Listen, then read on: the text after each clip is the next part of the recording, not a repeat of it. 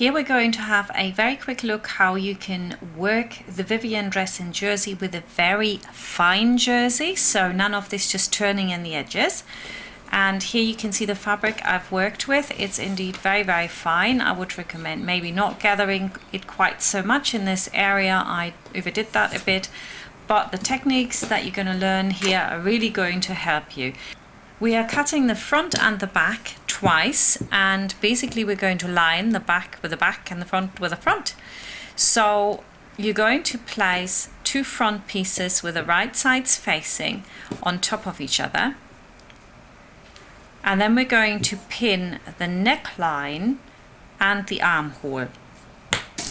We leave the shoulders open, and because jersey stretches a lot, just in the neckline we're going to attach also some stay tape. This is not necessary for the sides. Indeed, we want a little bit of stretch in there, so close the armhole, close the neck hole on both the front and the back. It's exactly the same. Don't get confused because you can see a seam here at the back. It is cut on the fold as suggested in the video from last week.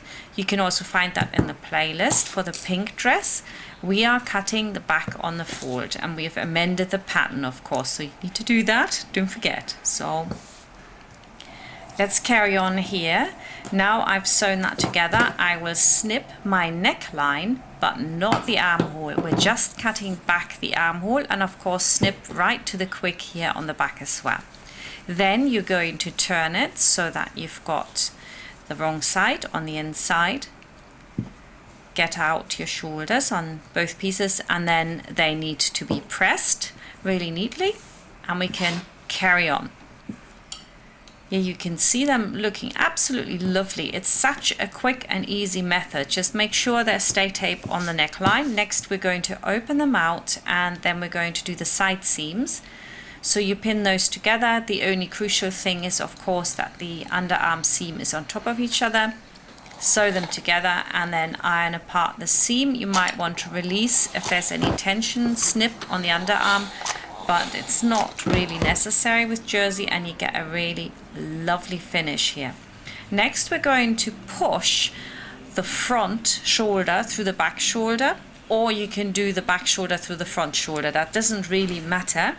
So you're taking it and pushing it right through there, then sort of grabbing them both so that one shoulder sits inside the other shoulder.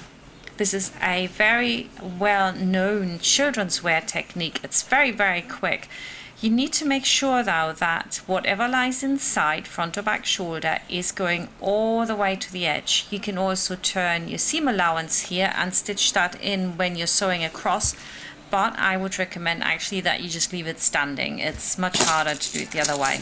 Make sure that you get a pin in there and put that shoulder right into the corner so you don't end up with a really ugly bump, which is quite easy to do. I do it all the time, so you wouldn't be the first one to do that. Now we're going to stitch across here and then cut back your seam allowance and cut back across the top as well. The last thing is we just have to pull this apart. This is how easy this is. It's great. So that's it. Shoulder done, pressed. We can now start working on our skirt. So I would recommend that you don't have a really big skirt. Mine is just clearly too big. You don't even need a side seam. You can just do a center back seam and take the length or the width of your fabric, whatever you got available. Now for the hem, I would recommend that you turn up a centimeter and iron it, because some fine jerseys really curl up when you pull them. Normally I wouldn't actually do this before I go on the sewing machine, but with fine jersey definitely. I've also pinned this, not just where I filmed it, I actually pinned it all the way around and then stitched it close to the edge. And at the top I've overlocked some stay tape on because it makes it really easy to put your gather threads in, which is the next step. 2 gather threads, one just foot width and one next to it. And then we're also going to put a stay thread into the bodice, because all this jersey really likes to stretch while you're working, and you don't want that. You want it fairly firm while you're working. So now all I have to do is to mark the front and the back and the side seams on my skirt, and then gather them and basically pin them in and stitch the whole thing together. It's very, very simple, just like a normal skirt. And having the stay tape in made it so much easier. If you have jersey that curls out, you know that that's really difficult to do. So once you've got it all sewn together, before you overlock it, you want to remove your gather threads and that stay thread, so that you now get the elasticity back in order to overlock it. And then the next step is just to take it to the overlocker and do it, and then your dress is finished. This method of course works on anything for grown-ups as well, and I would recommend, again, not so many gathers because it still pushed my waist a little bit and I don't like that. So I hope to see you next time when we're going to do another Vivienne dress. Thank you for watching.